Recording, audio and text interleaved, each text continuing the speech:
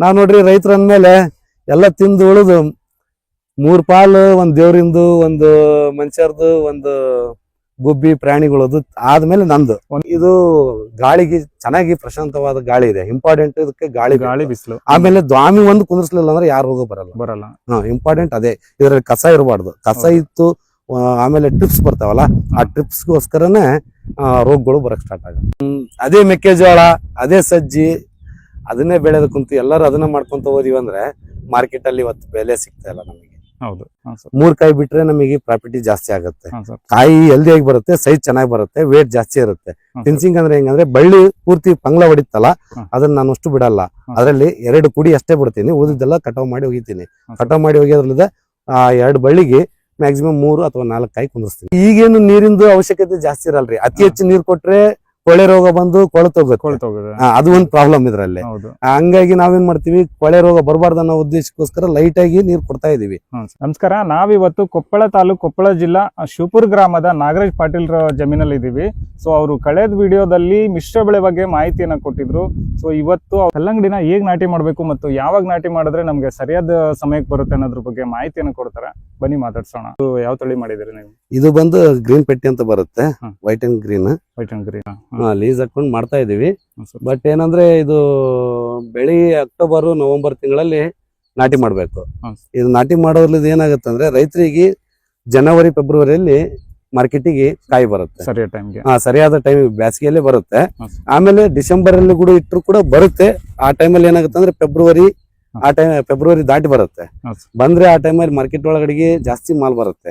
ಈಗ ನಾನು ಮೊನ್ನೆ ಆಕ್ಚುಲಿ ನಾನು 8ನೇ ತಿಂಗಳಲ್ಲಿ ಇಟ್ಟಿದ್ರೆ ಇವತ್ತು ನಾನು ಒಳ್ಳೆ ರೇಟ್ ಹೊಡಿತಿದ್ದೆ. ಬಟ್ ಬೈ ಮಿಸ್ಟೇಕ್ ಏನಾಗ್ಬಿಡ್ತೀನಿ, ನಾನು ಅದನ್ನ ಮಿಸ್ ಮಾಡ್ಕೊಂಡ್ಬಿಟ್ಟೆ. ಮಿಸ್ ಮಾಡ್ಕೊಂಡು ಇವತ್ತಿನ ಪರಿಸ್ಥಿತಿ ಏನಾಗಿದೆ ಅಂದ್ರೆ ಕರೆಕಾಯಿಗೆ ಮ್ಯಾಕ್ಸಿಮಮ್ 40 ರೂಪಾಯಿ ಕೆಜಿ ನಡೆದಿದೆ. ಒಂದ್ ಕಾಯಿಗೆ 1 ಕೆಜಿಗೆ 40 ರೂಪಾಯಿ ಅಂದ್ರೆ ನಮಗೆ ಮ್ಯಾಕ್ಸಿಮಮ್ ಒಂದು ಕಾಯಿ 5 ಕೆಜಿ ಬಂದ್ರೆ ಸಾಕು. 5 ಕೆಜಿ ಬರುತ್ತೆ. 5 ಕೆಜಿ ಬಂದೆ 5 ಕೆಜಿ ಯಾಕೆ 7-8 ಕೆಜಿ ಬರುತ್ತೆ ಈ ಕಾಯಿ ಮಾತ್ರ. ಕರೆಕಾಯಿ ಬಂದು 3-4 ಕೆಜಿ ಬರುತ್ತೆ ಎವರೇಜ್. ಅದ್ರ ಕರೆಕಾಯಿಗಿಂತೂ ಜಾಸ್ತಿ ಅಂದ್ರೆ ಇದಕ್ಕೆ ಡಿಮ್ಯಾಂಡ್ ಇರೋದು ಮಾರ್ಕೆಟ್ ಒಳಗಡೆಗೆ. ಹಂಗಾಗಿ ಇದನ್ನ ನಾವು ಯೂಸ್ ಮಾಡೋ ಈ ಸರಿ ಹಾಕೊಂಡಿದೆ, ಪಟ್ಟಿದ ಕಲ್ಲಂಗಡಿ ಹಾಕೋಣ ಅಂತ ಹಾಕಿದೀವಿ. ನಾಟಿ ಕೂಡ ಚೆನ್ನಾಗಿದೆ, ಇಲ್ಲಿ ನಿಮಗೆ ಪ್ರೆಸೆಂಟ್ ಆಲ್ರೆಡಿ ಕಾಣ್ತಾ ಇರ್ಬೋದು. ಆಮೇಲೆ ಇದನ್ನ ಬೆಳಿಬೇಕಾದ್ರೂ ಕೂಡ ಯಾವ ತರ ಇಡ್ಬೇಕು, ಯಾವ ಟೈಮಲ್ಲಿ ಇಡ್ಬೇಕು ಅದು ಇಂಪಾರ್ಟೆಂಟ್. ಆಮೇಲೆ ಸಾಲಿಂದ ಸಾಲಿಗೆ ಎಷ್ಟು ಇರ್ಬೇಕು, ಆಮೇಲೆ ಗಿಡದಿಂದ ಗಿಡಕ್ಕೆ ಎಷ್ಟು ಡಿಸ್ಟೆನ್ಸ್ ಇರ್ಬೇಕು. 1.5 ಫೀಟ್ ಗಿಡದಿಂದ ಗಿಡಕ್ಕೆ, ಬೀಜದಿಂದ ಬೀಜಕ್ಕೆ 1.5 ಅಡಿ. ಆಮೇಲೆ ಸಾಲಿಂದ ಸಾಲು 4 ಫೀಟ್ ಇರ್ಬೇಕು. 4 ಗೇಣಿಂದು ನಾವು ಅರ್ಗ ಕುಂಟಿ ಇಡ್ತೀವಲ್ಲ, ಅದ್ರದ್ದಾದ್ರೆ ಏನಾಗುತ್ತೆ ಬಳ್ಳಿ ಹಬ್ಬಿದ್ರು ಕೂಡ ಸಪೋರ್ಟಿಂಗ್ ಮಾಡುತ್ತೆ. ಆಮೇಲೆ ಬಳ್ಳಿಗೆ ಮ್ಯಾಕ್ಸಿಮಮ್ 2-3 ಕಾಯಿ ಬಿಟ್ರೆ ನಮಗೆ 7ರಿಂದ ಹಿಡಿದು 8 ಕೆಜಿ ಬರುತ್ತೆ. 2 ಕಾಯಿ ಬಿಟ್ರೆ 2 ಅಥವಾ 3 ಕಾಯಿ ಬಿಟ್ರೆ.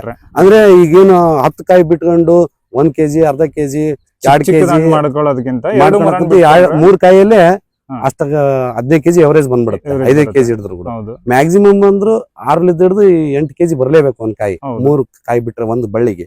ಬಟ್ ನಾವೇನ್ ಮಾಡ್ತಾ ಇದೀವಿ, ಈಗ ಬಳ್ಳಿ ಸ್ಟಾರ್ಟ್ ಆಗಿದೆ. ಇನ್ಮೇಲಿಂದ ನಾವು ಮುಂದೆ ಅದ್ರದ್ದು ಆಲೋಚನೆ ಮಾಡಿಲ್ಲ. ಆಲೋಚನೆ ಮಾಡಿ 2 ಕಾಯಿ ಬಿಡ್ಬೇಕಾ ಅಥವಾ 3 ಕಾಯಿ ಬಿಡ್ಬೇಕಂತ ಥಿಂಕ್ ಮಾಡ್ತಾ ಇದೀನಿ.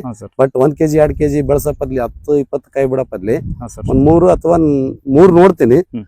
ನೋಡಿ 4ನೇದು ಬಿಟ್ರೆ ಬಿಡ್ತೀನಿ, ಇಲ್ಲಾಂದ್ರೆ ಡೌಟ್ ಅದು ಅಂತ ಆತರ ವಿಚಾರ ಇಟ್ಕೊಂಡಿದೀವಿ ನಾವು. ಇಲ್ಲಿ ಎಷ್ಟು ಎಕರೆ ಮಾಡಿದಿರಿ ಈಗ ಸದ್ಯ ಪ್ರೆಸೆಂಟ್ 3 ಎಕರೆದಲ್ಲಿ ಅರ್ಧ ಎಕರೆ ಬೆಂಡಿ ಇದೆ, ಒಂದ್ 2.5 ಎಕರೆ ಇದು ಕಲ್ಲಂಗಡಿ ಇದೆ. 1 ಎಕರೆಗೆ ಖರ್ಚು ಎಷ್ಟು ಬರುತ್ತೆ ಇದು ನೋಡ್ರಿ? 1 ಎಕರೆಗೆ ಮ್ಯಾಕ್ಸಿಮಮ್ ಈಗ ನಾವು ಪ್ರೆಸೆಂಟ್ ಆಲ್ರೆಡಿ ಬೀಜದ್ದೇ ಇದರಲ್ಲಿ ರೇಟ್ ಜಾಸ್ತಿ. ಆಮೇಲೆ ಸ್ವಲ್ಪ ಈಗ ನಮಗೆ ಕಳೆದ್ದು ಅದು ಇದು ಅಂತ ಸ್ವಲ್ಪ ಜಾಸ್ತಿ ಬರ್ತಾ ಇದೆ.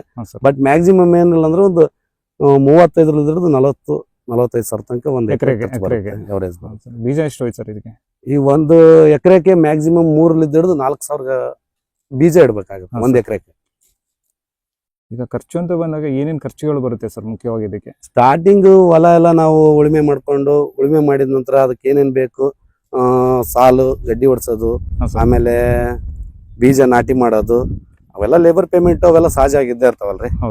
ಆಮೇಲೆ ಅದ್ರಲ್ಲಿ ಬೇರೆ ಈಗ ಲೇಬರ್ದೆಲ್ಲ ಕ್ರಿಟಿಕಲ್ ಇದೆ, ಎಲ್ಲ 300 ರೂಪಾಯಿ ಆಗಿದೆ ಕೂಲಿ. ಅದರಲ್ಲೇ ನಾವು ಒಂದ್ ಸ್ವಲ್ಪ ಏನೋ ಪ್ಲಾನ್ ಮಾಡೇ ದುಡಿಬೇಕು ಇವತ್ತಿನ ದಿನದಲ್ಲಿ. ರೈತಕಿ ಒಳಗಡೆ ಎಲ್ಲರೂ ಮಾಡ್ತಾರಂತ ನಾವು ಅದ್ ಮಾಡ್ಕೊಂತ ಹೋದ್ರೆ ಸಿಗಲ್ಲ ಮಾರ್ಕೆಟ್. ಬಟ್ ನಾವೇನ್ ಮಾಡ್ಬೇಕಾಗತ್ತೆ, ಆ ಟೈಮಲ್ಲಿ ಏನ್ ಇಟ್ಕೊಂಡ್ರೆ ಬರುತ್ತೆ ಅನ್ನೋ ಒಂದು ವಿಚಾರ ಇರ್ಬೇಕು. ಇದು ನೋಡ್ರಿ, ಆಕ್ಚುಲಿ ನಮಗೆ ಜನವರಿ ಫೆಬ್ರವರಿಯಲ್ಲಿ ಸಿಗುತ್ತೆ. ಫೆಬ್ರವರಿಯಲ್ಲಿ ಹಬ್ಬ ಇರುತ್ತೆ ಅನ್ನೋ ಒಂದು ವಿಚಾರಕ್ಕೆ ಥಿಂಕಿಂಗ್ ಇಟ್ಟಿದ್ದೀನಿ ಇದನ್ನ. ಸಮ್ಮರ್ ಅಲ್ಲಿ ಸಮ್ಮರ್ ಅಲ್ಲಿ ಏನಾಗುತ್ತೆ, ಇನ್ನೊಂದು ಥಿಂಕಿಂಗ್ ಏನಂದ್ರೆ ಇದ್ರಲ್ಲಿ ಆ ಟೈಮಲ್ಲಿ ಕಾಯಿ ಬರೋಂತ ಬಳ್ಳಿ ಯಾವಿಲ್ಲ. ಪ್ರೆಸೆಂಟಿಗೆ ನನಗಂತೂ ಬಳ್ಳಿ ಬರೋದು ಆಲ್ರೆಡಿ ಕಾಯಿ ಬರೋದು ಒಂದು 15 ದಿನ 20 ದಿನ ಮುಂಚಿತ ಆಗಿದಾವ ಬೇರೆ ತೋಟಗಳು. ಎಷ್ಟು ತಿಂಗಳಲ್ಲಿ ಬರುತ್ತೆ ಸರ್ ಇದು? ಇದು ಬಂದು 75 ದಿನದಲ್ಲಿ ಹಿಡಿದು 80 ದಿನದ ಕಟಾವ್ ಬರುತ್ತೆ. 75 ದಿನಕ್ಕೆ ಕಟಾವ್ ಆಗ್ಬಿಡುತ್ತೆ. 75 ಸ್ಟಾರ್ಟ್ 80ನೇ ದಿನಕ್ಕೆ ಕ್ಲೋಸ್ ಆಗಿಬಿಡುತ್ತೆ ಬಳ್ಳಿ. ಸೆಕೆಂಡ್ನೇ ಬಳ್ಳಿ ಇಡಕ್ಕೆ ಈಗ ಇದರಲ್ಲಿ ಆಲ್ರೆಡಿ ಪ್ಲಾನ್ ಮಾಡಿದೀನಿ. ಬಟ್ ಒಂದ್ ಸ್ವಲ್ಪ ನನಗೆ ಬೇರೆ ಅಡಚಣೆಗಳು ಇದಾವೆ, ಆ ಉದ್ದೇಶಕ್ಕೆ ಇನ್ನ ಸ್ಟಾರ್ಟ್ ಮಾಡಿಲ್ಲ. ಈ ವಾರದಲ್ಲಿ ಸ್ಟಾರ್ಟ್ ಮಾಡಿಸ್ತೀನಿ ಅದು ಕೂಡ. ಇದರಲ್ಲೇ ಸೆಕೆಂಡ್ ಬಳ್ಳಿ ಅಂದ್ರೆ ಈಗ ಒಂದ್ ಸೈಡ್ ಮಾಡಿದೀವಲ್ರಿ, 2 ಸೈಡ್ ಆಗುತ್ತೆ. 2 ಸೈಡ್ ಹಾನ್ರಿ. ಅಂದ್ರೆ ಈಗ ಒಂದ್ ಸೈಡ್, ಈಗ ನಿಮ್ಗೆ ಉದಾಹರಣೆ ತೋರ್ಸ್ಬೇಕಂದ್ರೆ ಈ ಕಡೆ ಬಳ್ಳಿ ಇದೆ, ಒಂದ್ ಸೈಡ್ ಇದು ಗಡ್ಡಿ ಹೊಡಿಸಿದೀವಲ್ಲ, ಇದು ಸಾಲಿದು. ಈ ಸಾಲಲ್ಲಿ ಈ ಕಡೆ ಈ ಬಳ್ಳಿ ಈ ಕಡೆ ಹೋದ್ರೆ ಈ ಕಡೆ ಒಂದು ಈ ಕಡೆ ಒಂದು ಇನ್ನು ಮತ್ತೆ ನೆಕ್ಸ್ಟ್ ಈಗ ಇದು ಈ ಕಾಯಿ ಹೋಗುತ್ತೆ, ನೆಕ್ಸ್ಟ್ ಅದು ಸ್ಟಾರ್ಟ್ ಆಗುತ್ತೆ. ಇದಕ್ಕೆ ಅದಕ್ಕೆ 30 ದಿನ ಫರ್ಕ್ ಆಗುತ್ತೆ. ಈಗ ನಾವು ಇಡ್ಬೇಕಂದ್ರೆ 30 ದಿನ ಎವರೇಜ್ ಬೇಕು ನಮಗೆ. ಈಗ ಇಳುವರಿ ಜಾಸ್ತಿ ಬರ್ಬೇಕಂದ್ರೆ ನಮ್ ರೈತರಿಗೆ ಏನ್ ಟಿಪ್ಸ್ ಏನ್ ಕೊಡ್ತೀರಿ ನೀವು? ಏನಿಲ್ಲ, ಎಲ್ಲಾ ನೋಡ್ರಿ ಇವತ್ತಿನ ದಿನದಾಗ ನಾವು ಬೆಳೆದೆ ಬಟ್ ಬೆಳಿ ನಾವ್ ಬೆಳೆಸ್ತೀವಿ. ದೇವ್ರ ರೇಟ್ ಕೊಡೋದು ಬಿಡೋದು ಮಾರ್ಕೆಟ್ ಈಗ ಏನಂದ್ರೆ ಎಲ್ಲರೂ ತಿನ್ನರ್ ಆಗ್ಬಿಟ್ಟಿದಾರೆ ದಲಾಲ್ರು. ಹಂಗಾಗಿ ಮಧ್ಯವರ್ತಿಗಳು ಮಧ್ಯವರ್ತಿಗಳಿಂದ ನಮಗೆ ಕಡಿಮೆ. ಬಟ್ ಏನಪ್ಪಾ ದೇವ್ರ ಆಶೀರ್ವಾದಲಿಂದ ನಮ್ ಕಾಯಿ ಬಂದಾಗ ನಮ್ಗೆ ಏನಾರ ಒಂದ್ ಸ್ವಲ್ಪ ರೇಟ್ ಚೆನ್ನಾಗಿ ಸಿಕ್ತಂದ್ರೆ ನಾವು ಅದ್ರಲ್ಲೇ ಇವತ್ತು 1 ಎಕರೆಗೆ ಮ್ಯಾಕ್ಸಿಮಮ್ ಏನಿಲ್ಲ ಅಂದ್ರೆ ನನ್ನ ಟಾರ್ಗೆಟ್ ಪ್ರಕಾರ ನಮಗೆ 1.5 ಹಿಡಿದು 2 ಲಕ್ಷ ಉಳಿಬೇಕನ್ನ ಪ್ಲಾನ್ ಇಟ್ಟಿದ್ದೀನಿ 1 ಎಕರೆದಲ್ಲಿ. ಅದ್ರಂಗತಿ ಈಗ 2.5 ಎಕರೆ ಇದೆ ಪ್ರೆಸೆಂಟ್ ಅನ್ನೊಂದು. ಆ 2.5 ಎಕರೆದಲ್ಲಿ ಕಲ್ಲಂಗಡಿ ಇವತ್ತು ಉಳ್ಕೋಬೇಕಂದ್ರೆ ರೇಟ್ ಸಿಕ್ಕರೆ ಮ್ಯಾಕ್ಸಿಮಮ್ 2.5 ಎಕರೆಗೆ 5 ಲಕ್ಷ ಆಗ್ಬೇಕಂತ ನಾನು ಥಿಂಕಿಂಗ್ ಮಾಡಿದ್ದೀನಿ. ಒಂದು ಕಾಯಿ ಮ್ಯಾಕ್ಸಿಮಮ್ 6 ಹಿಡಿದು 8 ಕೆಜಿ ಬಂತಂದ್ರೆ ಅಲ್ಲಿ ನನಗೆ ಪ್ರಾಫಿಟ್ ಬರುತ್ತೆ. ಹೌದು, ಕೆಜಿ ಲೆಕ್ಕಲ್ಲ ಇದು. 10 ರೂಪಾಯಿ ಕೆಜಿ ಸಿಕ್ಕರು ನಮಗೆ ಲಾಸ್ ಇಲ್ಲ ಇವತ್ತಿನ ದಿನದಲ್ಲಿ. 8 ಕೆಜಿ ಬಂದ್ರೆ 80 ರೂಪಾಯಿನೇ ಒಂದ್ ಕಾಯಿ. ಈಗ ಎಲ್ಲರೂ ಇದಕ್ಕೆ ಮರ್ಚಿಂಗ್ ಪೇಪರ್ ಹಾಕ್ತಾರೆ, ನೀವ್ ಯಾಕೆ ಹಾಕಿಲ್ಲ ಮರ್ಚಿಂಗ್ ಪೇಪರ್? ಎಲ್ಲರೂ ಹಾಕ್ತಾರ ಅಂತ ನಾವ್ ಹಾಕ್ತಿದ್ದೆ, ಬಟ್ ಏನಂದ್ರೆ ಅದ್ರದ್ದು ಥಿಂಕ್ ಮಾಡಿ ನೋಡಿದೆ, ಬಳ್ಳಿ ಸುಡುತ್ರಿ ಮರ್ಚಿಂಗ್ ಪೇಪರ್ ಇಂದ. ಮರ್ಚಿಂಗ್ ಪೇಪರ್ ಹಾಕೋದ್ರಿಂದ ಕಸ ಬರಲ್ಲ, ವಿತ್ ಬೇಗ ಕಸ ಬರಲ್ಲ ಬಡ್ಡಿಯಲ್ಲಿ. ಅದರಲ್ಲಿ ಅಂದ್ರೆ ಈ ಗಿಡದ ಕೆಳಗಡೆಗೆ ಸುತ್ತಲೂ ಕಸ ಬರಲ್ಲ. ಕಸ ಬರಲಾರ್ದಾಗ ಆ ಉದ್ದೇಶಕ್ಕೋಸ್ಕರ ಹಾಕ್ತಾರೆ. ಆಮೇಲೆ ಡ್ರಿಪ್ ಹಾಕ್ಬೇಕಾಗತ್ತೆ. ಡ್ರಿಪ್ ಹಾಕೋದ್ರಲ್ಲಿದ್ದ ಏನಾಗುತ್ತೆ, ಕುಗ್ಗುತ್ತೆ ಬಳ್ಳಿ ಕುಗ್ಗುತ್ತೆ. ಆಮೇಲೆ ಬಳ್ಳಿನೂ ಕುಗ್ಗುತ್ತೆ. ಹೀಟ್ ಒಂದ್ ವೇಳೆ ನೀರಿಲ್ಲ ಅಥವಾ ಮೋಟರ್ ಪ್ರಾಬ್ಲಮ್, ಈ ಬೇಸಿಗೆಯಲ್ಲೆಲ್ಲ ಮೋಟರ್ ಪ್ರಾಬ್ಲಮ್, ಈಗ ಮಳೆಗಾಲ ಹೋದ್ವೆಲ್ಲ ನೀರಿನ ಪ್ರಾಬ್ಲಮ್ ಆದಾಗ ಆಟೋಮೆಟಿಕ್ಲಿ ಬಳ್ಳಿ ದಿನದಿಂದ ಬಾಡ್ಕೊಂತ ಹೋಗುತ್ತೆ. ಆ ಉದ್ದೇಶಕ್ಕೋಸ್ಕರ ಮರ್ಚಿಂಗ್ ಪೇಪರ್ ಹಾಕಿಲ್ಲ. ನಾನು ಆಕ್ಚುಲಿ ಒಂದ್ ಸ್ವಲ್ಪ ಬೇರೆ ಕಂಪ್ನಿಯಲ್ಲೆಲ್ಲ ಫೀಲ್ಡ್ ಮಾಡಿದೀನಿ. ನಾನು ಈಗ ನಮ್ಮ ಇದರಲ್ಲಿ ಟ್ಯಾಲೆಂಟ್ ಇರೋದಕ್ಕೋಸ್ಕರ ನಾನು ಇದನ್ನ ಮಾಡ್ತಾ ಇದ್ದೀನಿ. ಆಲ್ರೆಡಿ ನಾನು ಮೊನ್ನೆಲ್ಲ ಲಿಂಗಸೂರು ಅಲ್ಲಿ ಮಠ ನೋಡ್ಕೊಂಡ್ ಬಂದಿದ್ದೀನಿ. ಕನಿಗಿರಿ, ತವರಗಿರಿ, ಆ ಕಡೆ ಎಲ್ಲ ಮುದಗಲ್ ಮಠ ಮರ್ಚಿಂಗ್ ಹಾಕ್ಲಾರ್ದರೆ ಬಹಳ ಜನ ರೈತರು ಇದಾರೆ. ಈ ತರನೇ ಈಗೇನ್ ನಮ್ದು ಪ್ರೆಸೆಂಟ್ ಇದೆ ಬೆಳೆ, ಅದೇ ತರನ ಬೆಳೆದಿದ್ದಾರೆ. ಅವರೆಲ್ಲ ಗ್ರೋತ್ ಪ್ರಮೌಂಟ್ ಇದಾವೆ. ಮರ್ಚಿಂಗ್ ಹಾಕಿದಾರ್ದು ಏನಿದೆ, ಸ್ವಲ್ಪ ಗ್ರೋತ್ ಪ್ರಮೌಂಟ್ ವಿತ್ ಹೆಲ್ದಿ ಇಲ್ಲ ಬೆಳೆ. ಅದು ಪ್ರಾಬ್ಲಮ್. ಅದಕ್ಕೋಸ್ಕರ ನಾನು ಮರ್ಚಿಂಗ್ ಹಾಕಿಲ್ಲ. ಈಗ ಮರ್ಚಿಂಗ್ ಹಾಕೋ ಖರ್ಚು ಏನ್ ಬರುತ್ತೆ ಅಷ್ಟು ಕಳೆ ಬಂದ್ಬಿಡುತ್ತೆ ನಮಗೆ. ಕಸ ಬರುತ್ತೆ. ಆ ಕಸದ ತೆಗೆದು ಹಾಕ್ಬಿಟ್ರೆ ನಮಗೆ ಅದ್ರದ್ದು ಅದು ಸರಿಸಮ. ಆಮೇಲೆ ಇದಾದ್ರೂ ಅಷ್ಟೇ ಖರ್ಚು ಬರುತ್ತೆ. ಮರ್ಚಿಂಗ್ ಹಾಕ್ಬೇಕಾದ್ರೆ ಅದಕ್ಕೆ 2 ಲೇಬರ್ ಬೇಕು, ಮತ್ತೆ ಮಣ್ಣು ಹಾಕಕ್ ಬೇಕು, ಆಮೇಲೆ ಮರ್ಚಿಂಗ್ ಎಳಕ್ ಬೇಕು, ಮರ್ಚಿಂಗ್ ಪೇಪರ್ ತರಬೇಕು, ಎಲ್ಲ ಪ್ರಾಬ್ಲಮ್ ಇರ್ತಾವೆ. ಅದ್ರದ್ದು ವಿಚಾರ ಮಾಡಿ ನೋಡಿದೆ, ಇದ್ರದ್ದು ವಿಚಾರ ಮಾಡಿ ನೋಡಿದೆ. ಇದು ಹೆಂಗ ಲೇಬರ್ ಕಳೆ ತೆಗೆ ಮುಂದೆ ಕೈ ಆಡ್ತಾರೆ, ಹಂಗ ಬಳ್ಳಿ ದಿನ ಗ್ರೋತ್ ಪ್ರಮೌಂಟ್ ಜಾಸ್ತಿ ಆಗುತ್ತೆ. ಹೌದು.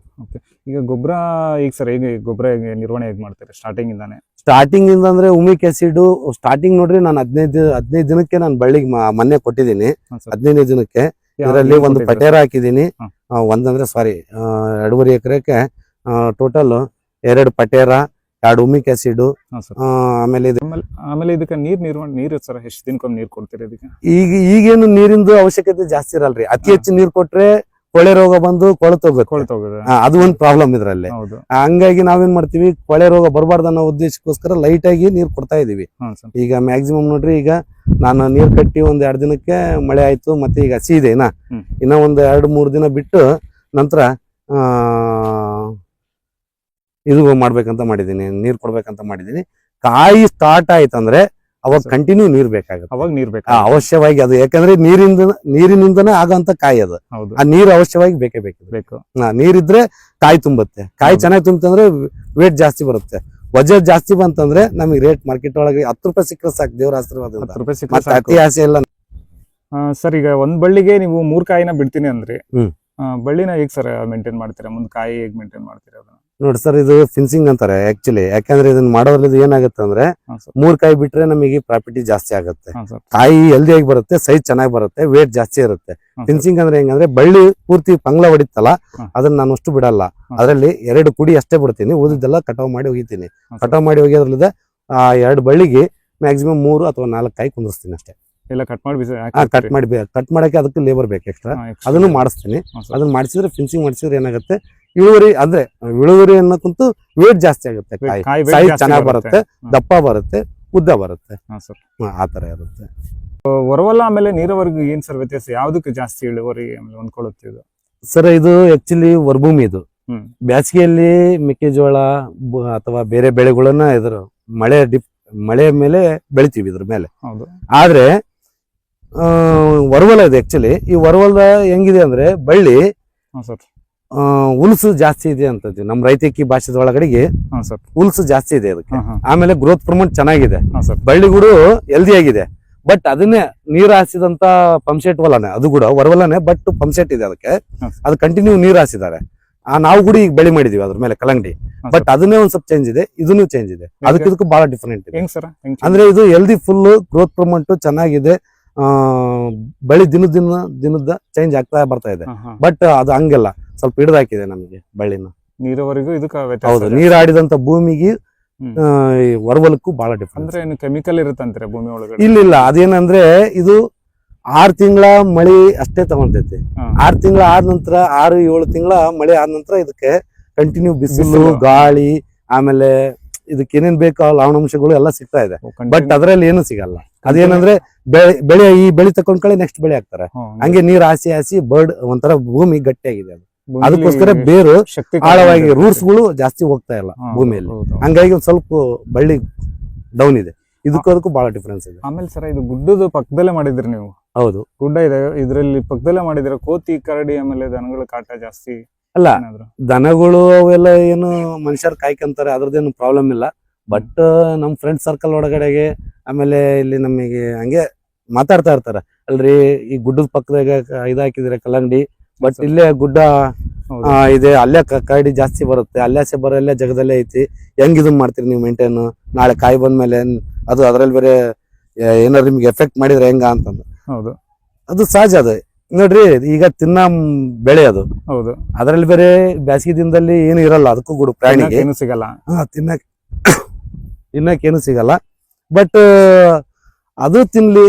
ನಾವ್ ನೋಡ್ರಿ ರೈತರ ಅಂದ್ಮೇಲೆ ಎಲ್ಲ ತಿಂದು ಉಳಿದು 3 ಪಾಲು, ಒಂದ್ ದೇವ್ರಿಂದು, ಒಂದು ಮನುಷ್ಯರ್ದು, ಒಂದು ಗುಬ್ಬಿ ಪ್ರಾಣಿಗಳದು ಆದ್ಮೇಲೆ ನಂದು 1 ಪಾಲ್ ಮನುಷ್ಯರದು. 1 ಪಾಲಿಂದ ಅಷ್ಟೇ ಇದ್ರ ಮನುಷ್ಯರ್ದು. ಅದು 1 ಪಾಲು ಆ ದೇವ್ರ ನನಗೆ ಏಟ್ ಕೊಡ್ಬೇಕು ಅಟ್ ಕೊಟ್ಟೆ ಕೊಡ್ತಾನೆ.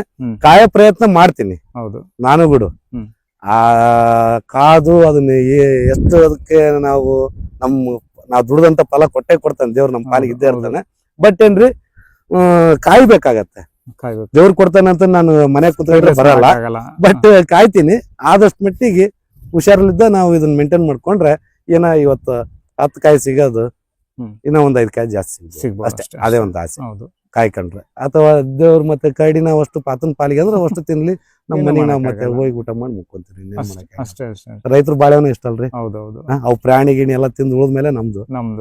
ಆತರ ಐತಿ ಜೀವನ, ಏನ್ ಮಾಡಕ್ಕಾಗಲ್ಲ. ಮಾಡ್ತಾ ಇದೀವಿ, ಪ್ರಯತ್ನ ಮಾಡಿದೀನಿ. ಈಗ ಜಸ್ಟ್ ಈಗ 20 ದಿನದಿದೆ ಬಳ್ಳಿ. ನೆಕ್ಸ್ಟ್ ಇನ್ನೂ ಒಂದು 10 ದಿನ ಅಥವಾ 15 ದಿನ ಬಿಟ್ಟು ಬನ್ನಿ, ಇದ್ರ ಬಗ್ಗೆನೇ ಹೆಚ್ಚಿನ ಮಾಹಿತಿ ಕೊಡ್ತೀನಿ. ಆಮೇಲೆ ಯಾವ ಥರ ಇರುತ್ತೆ ಬಳ್ಳಿ, ಹೆಂಗೆ ಕಟಿಂಗ್ ಮಾಡಿಸ್ತೀನಿ, ಯಾವ ಥರ ಅನ್ನೋದು ನಿಮಗೆ ಪೋಷನ್ ಗೊತ್ತಾಗುತ್ತೆ. ನೀವು ಇನ್ನೂ ಒಂದು 15 ದಿನ ಬಿಟ್ಟು ಬನ್ನಿ, ಅದಕ್ಕೆ ಏನೇನು ಕೊಡ್ತೀವಿ ಮೆಡಿಸಿನ್, ಅದ್ರ ಬಗ್ಗೆನೂ ಮಾಹಿತಿ ಕೊಡ್ತೀನಿ ಸರ್. Step by step. ಆಮೇಲೆ ಕಾಯಿ ಯಾವ ಥರ ಇರುತ್ತೆ, ಆಮೇಲೆ ಕಾಯಿದ ಆಮೇಲೆ ಹೇಳ್ತೀನಿ. ಈಗ ಇನ್ನೂ 10 ದಿನ ಬಿಟ್ಟು ಬನ್ನಿ, ಬಳ್ಳಿ ಏನು ಮಾಡ್ತೀವಿ, ಯಾವ ಥರ ಇರುತ್ತೆ ಅನ್ನೋದು ಗೊತ್ತಾಗುತ್ತೆ. ನೆಕ್ಸ್ಟ್ ಇನ್ನು 10 ದಿನ ಬಿಟ್ಟರೆ ಮತ್ತೆ ನಿಮಗೆ ಕಾಯಿ ಹೆಂಗೆ, ಹೂವು ಹೆಂಗಿರುತ್ತೆ, ಏನ್ ಮಾಡ್ಬೇಕು ಎಂತ ಅನ್ನೋದೆಲ್ಲ ಹೇಳ್ಕೊಡ್ತೀನಿ. ಅದ್ರ ಬಗ್ಗೆ ನಿಮಗೆ ಡೀಟೇಲ್ ಹಂಗೆ ಸ್ಟೆಪ್ ಬೈ ಸ್ಟೆಪ್ ನಿಮಗೆ ಮಾಹಿತಿ ಕೊಟ್ಕೊಂತ ಹೋಗ್ತೀನಿ. ಕಾಯಿ ಕಟಾವಾಗವರೆಗೂ ಸ್ಟೆಪ್ ಬೈ ಸ್ಟೆಪ್ ವಿಡಿಯೋ ಮಾಡ್ಕೊಂಡು ಹೋಗ್ತೀನಿ. ಓಕೆ ಬನ್ನಿ, ನೀವು ಪರವಾಗಿಲ್ಲ, ನೀವು ಯಾವಾಗಾರ ಬನ್ನಿ, ಆಲ್ಮೋಸ್ಟ್ ವೆಲ್ಕಮ್. ಅದೇ ಮೆಕ್ಕೆಜೋಳ, ಅದೇ ಸಜ್ಜಿ, ಅದನ್ನೇ ಬೆಳೆದ ಕುಂತು ಎಲ್ಲರೂ ಅದನ್ನ ಮಾಡ್ಕೊಂತ ಹೋದಿವಿ ಅಂದ್ರೆ ಮಾರ್ಕೆಟ್ ಅಲ್ಲಿ ಇವತ್ತು ಬೆಲೆ ಸಿಗ್ತಾ ಇಲ್ಲ ನಮಗೆ. ಹೌದು, ಇವತ್ತು 2200, 100 ನಾವು ಮೆಕ್ಕೆಜೋಳ ಕೊಟ್ಟಂತ ಪರಿಸ್ಥಿತಿಯಲ್ಲಿ ಇವತ್ತು 1700, 1600 ಬಂದಿದೆ. ಹೌದು, ಎದಕ್ಕ? ಅವರು ಮೆಕ್ಕೆಜೋಳ ಮಾಡಿದಾರ ತಡಿ ಅಂತ ನಾವು ಮೆಕ್ಕೆಜೋಳ ಮಾಡ್ತೀವಿ. ಆ ಉದ್ದೇಶಕ್ಕೋಸ್ಕರ ಇವತ್ತು ಅವ್ರು ಮೆಕ್ಕೆಜೋಳ ಮಾಡಿದಾರೆ, ಹಂಗೆ ವೆರೈಟಿಗಳು ಚೇಂಜ್ ಮಾಡ್ಕೊಂತ ಹೋಗ್ಬೇಕು. ಅದು ಮಾರ್ಕೆಟಲ್ಲಿ ಮಾಲ್ ಇರ್ಲಾರ್ದಂಥದ್ದನ್ನ ಏನ್ ಮಾರ್ಕೆಟಲ್ಲಿ ಮಾಲ್ ಬರ್ತಾ ಇಲ್ಲ ಅದನ್ನ ಪೊಸಿಷನ್ ನೋಡ್ಕೊಂಡು ನಾವು ಬೆಳೆಗಳನ್ನು ಚೇಂಜ್ ಮಾಡ್ಕೊಂತ ಹೋದ್ರೆ ರೈತರು ಎಲ್ಲರೂ ಸಕ್ಸಸ್ ಆಗ್ತಾರೆ. ಹೌದು. ಅವರು ಅದನ್ನ ಮಾಡಿರ್ತಾಡಿ ನಾವು ಇದನ್ನ ಮಾಡೋಣ ಅಂತ ಮಾಡಿದ್ರೆ ಹಿಂಗಾಗಿ ಫೇಲ್ ಆಗ್ತಾ ಇರೋದು ನಾವು ರೈತರು. ಹೌದು. ಇಷ್ಟೇ ಇಷ್ಟಪಡೋದು, ಮತ್ತೆ ಇನ್ನೇನಿಲ್ಲ ರೈತರಿಗೆ ಹೇಳೋದು. Thank you. ನಮಸ್ಕಾರ. ನಮಸ್ಕಾರ.